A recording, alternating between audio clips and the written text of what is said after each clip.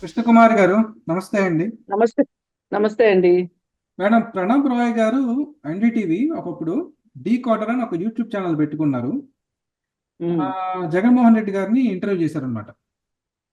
అందులో జగన్మోహన్ రెడ్డి గారు చాలా అభివృద్ధి చేశాము అని ఫుల్గా ఎక్స్ప్లెయిన్ చేసే పని చేశారు. అలాగే ప్రణబ్ రాయ్ గారు కూడా మీ సంక్షేమ పథకాలు చాలా అద్భుతంగా ఉన్నాయి, గ్రౌండ్ లెవెల్లో నేను తిరిగాను ఉమ్. వారు అంటే ఒకరికొకరు కితాబ్ ఇచ్చుకున్నారు అందులో. ఈ ఓకే, ప్రణబ్ పరస్పరం. రాయ్ పరస్పరం ఈ ప్రణబ్ రాయ్ యొక్క పూర్వాశ్రమం ఏంటి మేడం? అసలు ఈయనకి జగన్మోహన్ రెడ్డి గారికి ఏమైనా లింక్ ఉందా? ప్రణబ్ రాయ్ గారు ఎన్డీటీవీలో పనిచేసేవాళ్ళండి. అలాగే న్యూస్ దిస్ వీక్ అని ఒక ప్రోగ్రాం వచ్చేది, ఓ 35 ఏళ్ల క్రితం. మేమంతా పడి పడి ఆదివారం కోసం ఎదురు చూసేవాళ్ళం, న్యూస్ దిస్ వీక్ వచ్చే ప్రోగ్రాం కోసం. అయితే చాలా బాగుండేది. అసలు మీకు ఆశ్చర్యం అక్కర్లా దాని గురించి.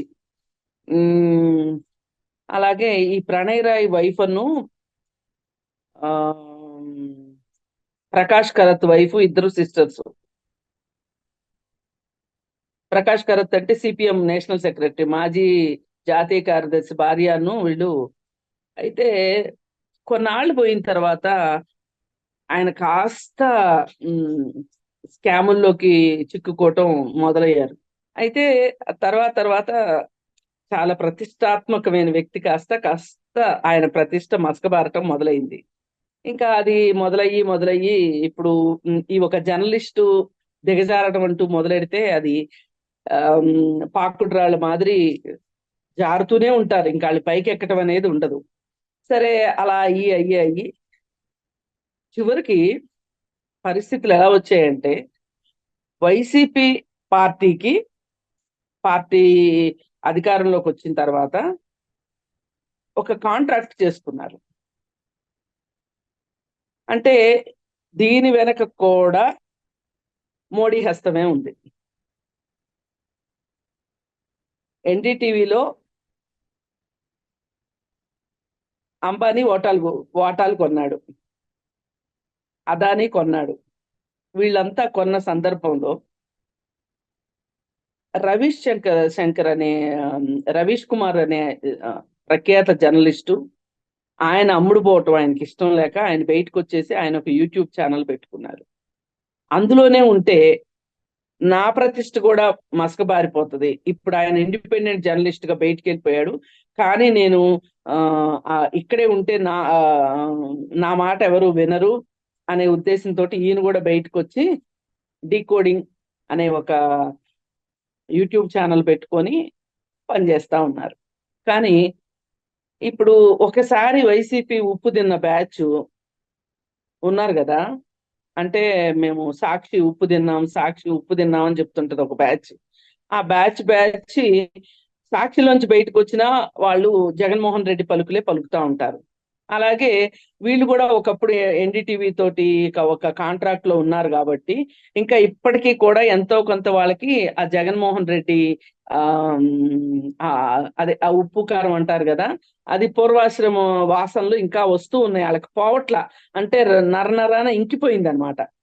సరే, ఇప్పుడు ఇప్పుడున్న పరిస్థితుల గురించి ఆయన ఇంటర్వ్యూ చేయాలని చెప్పి జగన్మోహన్ రెడ్డి తోటి ఇంటర్వ్యూ చేశారు. ఆ ఇంటర్వ్యూలో ఆయన ఏం చెప్పుకుంటా వచ్చారంటే, అంటే ఇక్కడ కూడా చాలా తెలివిగా మోడీ గొంతుకతో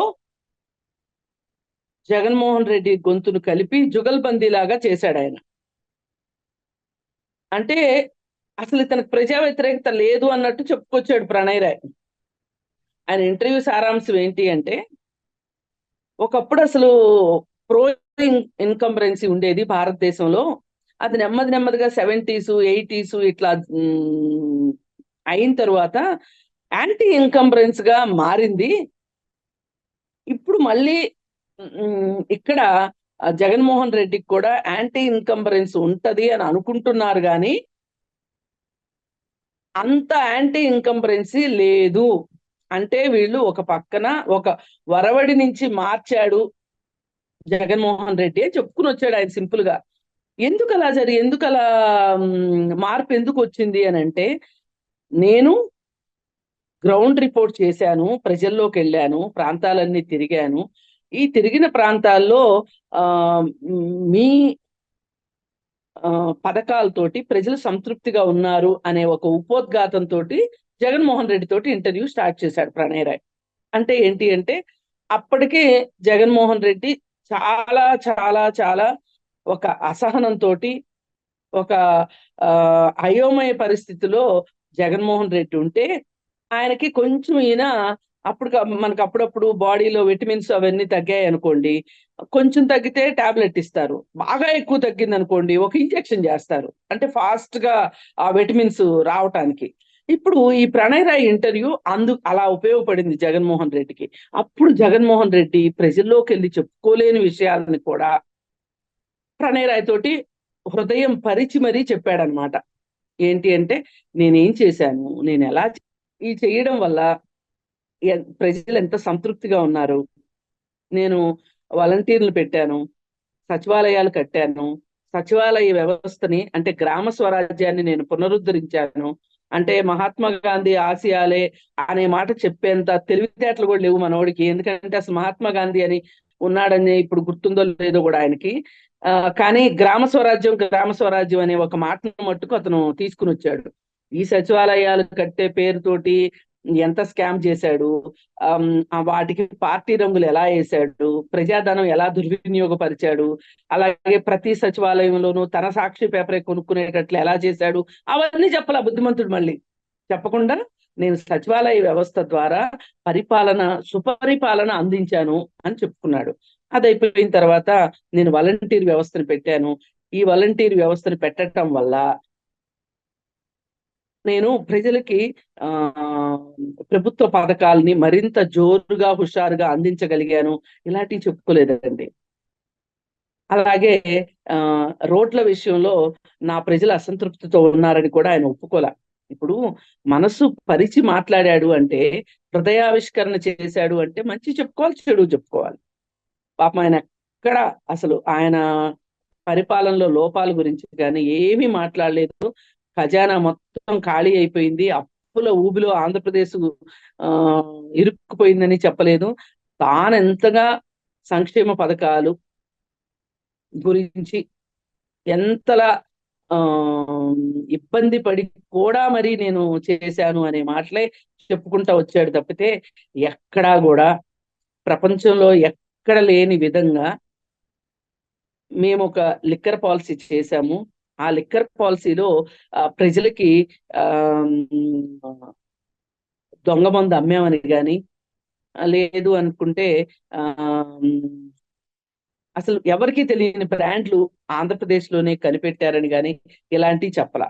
పాపం ప్రణయ్ రాయ్ గారు కూడా ఏదైనా ఉప్పు తిన్న ఉద్దేశం కదా అక్కడ, ఆయన కూడా ఏంటండి అసలు ఎక్కడా లేని బ్రాండ్లు మీ రాష్ట్రంలో ఎందుకు ఉన్నాయండి, దాన్ని చీప్ లిక్కర్ అంటారు కదా, దానివల్ల ప్రజల ఆరోగ్యాలు పాడవుతున్నాయి కదా, అసలు మీరు పెట్టిన బ్రాండ్లకి ఏదైనా ఒక అథారిటీ గ్రీన్ సిగ్నల్ ఇచ్చిందా లేదా, మామూలుగా ఇవ్వాలి కదా బ్రావరేజెస్ వాళ్ళు అనుమతి ఇవ్వాలి, అనుమతి ఇచ్చిందా లేదా, అనుమతి ఇచ్చినట్లు మీరు వేసుకున్నారని చాలా మంది అంటున్నారు.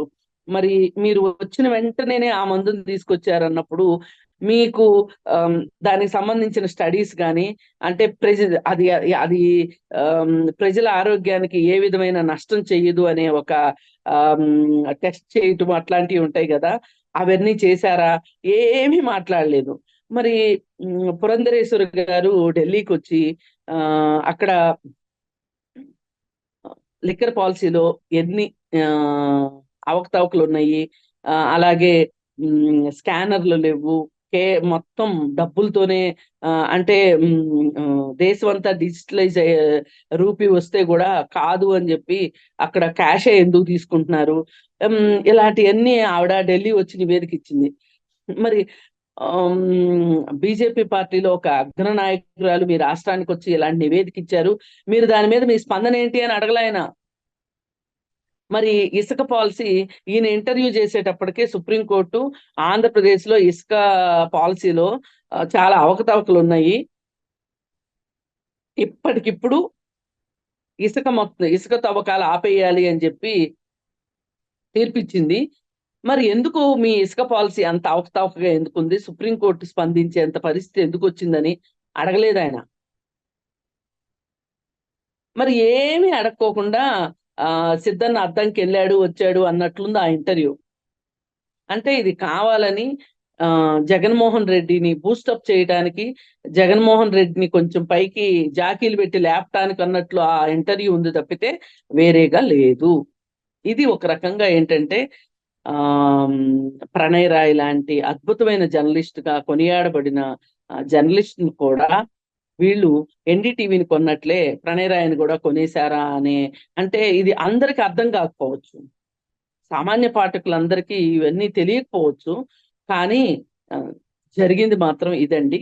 ఆ ఈ ఈ ఇంటర్వ్యూ ప్రకారంగా చూసుకుంటే గనక ప్రణయ్ రాయి ఆ పాత కాంట్రాక్టు, అసలు పైగా ప్రణయ్ రాయిని ఆ ఈ విధంగా ఈ కాంట్రాక్ట్ లోకి దించేదానికి కూడా ఆంధ్రప్రదేశ్ డబ్బులు ఆ విధంగా ఇచ్చేదానికి కూడా ఆ మోడీ, అమిత్ షా, దీనిలో ఎవరెవరైతే పెట్టుబడి పెట్టారో ఎన్డీటీవీకి వాళ్ళందరికీ ఉపయోగకరంగా ఉంది, ఆంధ్రప్రదేశ్ కి వినాశకరంగా ఉంది. రైట్, చూద్దాం మేడం. ఒకప్పుడు 8 కోట్లు డీల్ కూడా కుదిరింది అన్నట్టుగా మనకి బాగా వార్తలు వినిపించాయి ఎన్డీటీవీతో. మరి అవును. దాని పుణ్యమేనేమో ఇప్పటి వరకు ఆ దెబ్బ నూకలు జావ అనుకోవాలి. ధన్యవాదాలండి.